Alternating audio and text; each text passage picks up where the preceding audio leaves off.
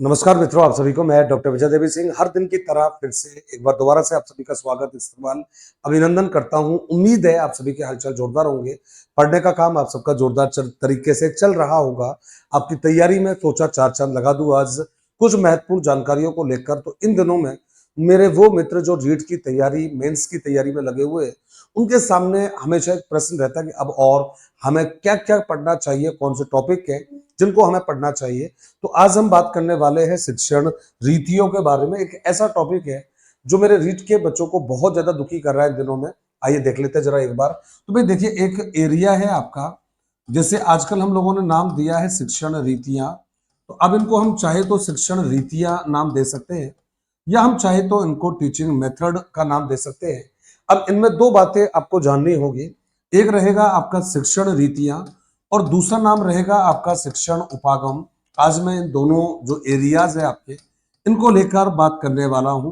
तो सबसे पहले मित्रों, हमें ध्यान रखना है कि यदि हम बात कर रहे हैं यदि L1 और L1 के अलावा यदि हम L2 को लेकर बात कर रहे हैं, और L2 में भी मित्रों याद रखना है आप लोगों को, यदि हम विज्ञान और गणित को जो सब्जेक्ट है आपका, इनको लेकर यदि बात करें, तो अब आपको सबसे पहले समझना होगा कि कुछ बातें ऐसी है जो अब आपको पढ़नी होगी, रिवाइज करना होगा। तो मित्रों, सबसे पहले यदि मैं बात करूं तो आपका जो शिक्षण विधियों वाला जो पार्ट रहेगा, हम उसके बारे में बात करेंगे। और जब आपने कहा कि शिक्षण विधियों को लेकर जब हम चर्चा करेंगे, तो हमने सबसे पहले यहाँ पर एक नाम दे दिया है कि सर शिक्षण विधियों में कौन कौन से एरिया हैं जिनको अब आपको पढ़ना पड़ेगा। तो सबसे पहले मैं वो टीचिंग मेथड्स आपको बता देता हूँ जो आपको पढ़ने हैं। तो मित्रों ध्यान रखना, L1 L2 साइंस मैथ दोनों की हम बातें सबसे पहले कर रहे हैं। इसमें आप लोगों को ध्यान रखना है कि देखो भाई, एक तो आपको आगमन विधि पढ़नी होगी। आगमन के साथ में मित्रों आप लोगों को पढ़ना है निगमन जो विधि है, ये आपको पढ़नी होगी। ध्यान से सुन लेना, आगमन निगमन। अगला जो जवाब है मित्रों, आपको ध्यान रखना है कि हमें पढ़नी है आपकी विश्लेषण, और विश्लेषण के साथ साथ आपको संश्लेषण विधि पढ़नी है, क्योंकि आपके सिलेबस में कहीं पर भी मेंशन नहीं है कि कौन सी विधियां आपको पढ़नी है। इसलिए दिमाग को बिल्कुल खोलकर मेरी बातों को सुनिएगा। नेक्स्ट जो जवाब दिया है आप लोगों ने, ये दिया है मित्रों प्रयोगशाला, और प्रयोगशाला के साथ में आपको पढ़ना है अनुसंधान विधि। और इसके बाद में मित्रों आप सभी को ध्यान में रखना है, फिर आपको पढ़ना है, जी हाँ, प्रयोजना जो विधि है हमारी, वो प्रयोजना विधि आपको पढ़नी है। और इसके साथ में आपको पढ़नी है वो रहेगा आपका समस्या समाधान विधि। इसके बाद में मित्रों आप लोगों को आगे बढ़ना है विधियों की तरफ।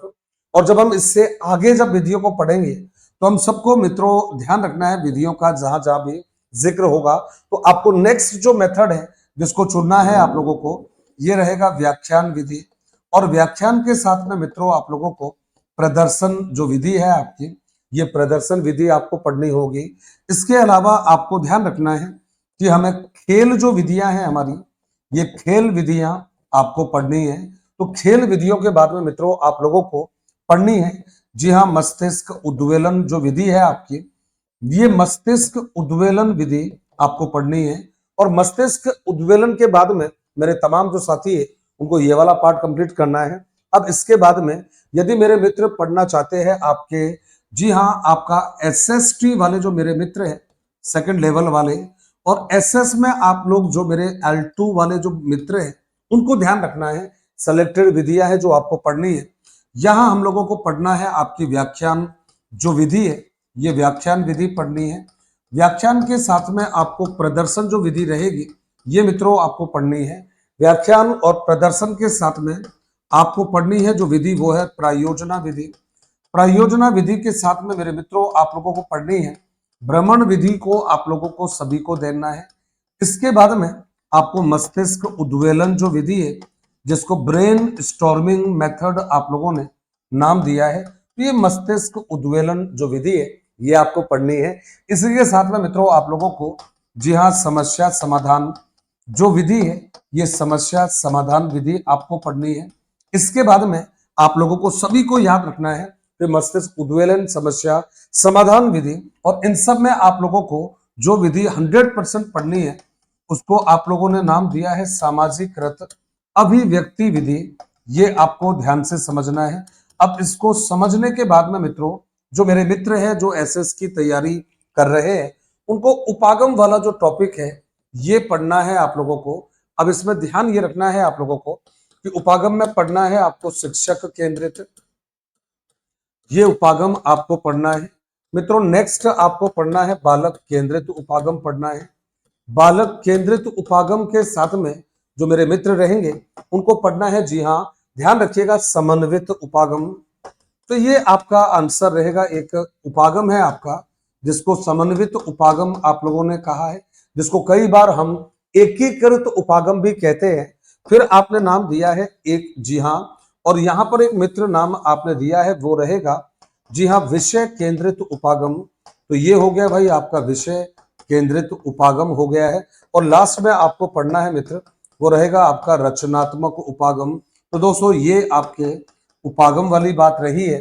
अब इसमें तमाम जो साथी है वो लास्ट में आपने पढ़ लिया है इन उपागमों के बारे में। यदि हम बात करते हैं आपका इनके लिए, तो इनके लिए जो उपागम है हमारे वो कौन कौन से रहेंगे। तो यहाँ पर उपागम आपको दो तीन ही पढ़ने हैं। पहला आपने नाम दिया है, ये रहेगा रचनात्मक उपागम रहेगा, याद रखना है आप लोगों को। इसमें पढ़ना है आप लोगों को तकनीकी उपागम आपको पढ़ना है। तकनीकी के बाद में ध्यान रखिएगा ये रहेगा आपका अन्वेषणात्मक उपागम रहेगा। और अन्वेषणात्मक उपागम मित्रों आपको पढ़ना है आपका L1 वालों के लिए, L2 साइंस मैथ वालों के लिए। ये तमाम जो टॉपिक आप पढ़ चुके होंगे उसके बाद में आपको ध्यान रखना है एक टॉपिक आपके आएगा, सभी के लिए आएगा, ये रहेगा आपका सहायक सामग्री वाला टॉपिक। जो मेरे साथी पढ़ाई करना चाहते हैं गंभीरता के साथ में इस वीडियो को पूरा देखिएगा, छोड़कर मत भागना, यही मत देखना कि सर ने क्या बताया है, कंप्लीट देखकर जाना। इसमें आपको ध्यान रखना है, केवल मैं कहूंगा कि आपको वर्गीकरण जो है सामग्री का ये पढ़कर जाना है आप लोगों को। अब वर्गीकरण में प्रयास करना, आप पढ़ना भाई आपका इंद्रिय आधार पर पढ़ के जाना, ये रहेगा आपका इंद्रिय आधार पर। दूसरा जरूर पढ़ना है आप लोगों को, और ये रहेगा आपका प्रक्षेपण के आधार पर इसका प्रकार।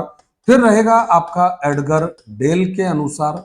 ये मित्रों मैं तो ज्यादा नहीं कहूंगा आप लोगों से, केवल यही पढ़ के जाना, इंद्रिय आधार पर, प्रक्षेपण के आधार पर और एडगर डेल के अनुसार। फिर आपको अगला चैप्टर जो पढ़ना है वो रहेगा आपका मूल्यांकन वाला चैप्टर। मूल्यांकन अपने आप में एक यूनिक टॉपिक है, ये बहुत सारी बातें पढ़नी है। इसमें कुछ जो रहेगी, कुछ परिभाषाएं आपको ध्यान में रखना है, मौका मिलेगा तो मैं कराऊंगा कौन कौन सी डेफिनेशन आपको पढ़नी है। इसके बाद में आपने पढ़ना है मूल्यांकन की विशेषता। विशेषता के बाद में मित्रों आपको पढ़ना है मूल्यांकन का महत्व, और महत्व के बाद में आपको पढ़ना है, जी हाँ, मूल्यांकन की विधियां। बहुत इंपॉर्टेंट एरिया बनेगा आप लोगों के लिए, ये रहेगा आपका विधियां वाला पार्ट आपको पढ़ना है। फिर मित्रों आपको पढ़ना है निदान और उपचार, ये जो आपको ईमानदारी से पढ़ने हैं आप लोगों को। और जब ये आप टॉपिक आप पढ़ लोगे तो उसमें आपको ध्यान रखना भाई आपने कुछ नहीं छोड़ा है। आपने मूल्यांकन वाला ये पढ़ लिया, आपने सहायक सामग्री वाला, इसमें वर्गीकरण आपने पढ़ लिया था। वर्गीकरण के बाद में मित्रों आपने पढ़ना है इसका महत्व पढ़ना था, और महत्व के बाद में केवल आपको पढ़ना था आपका, और वो रहेगा आपका अभिक्रमित अनुदेशन।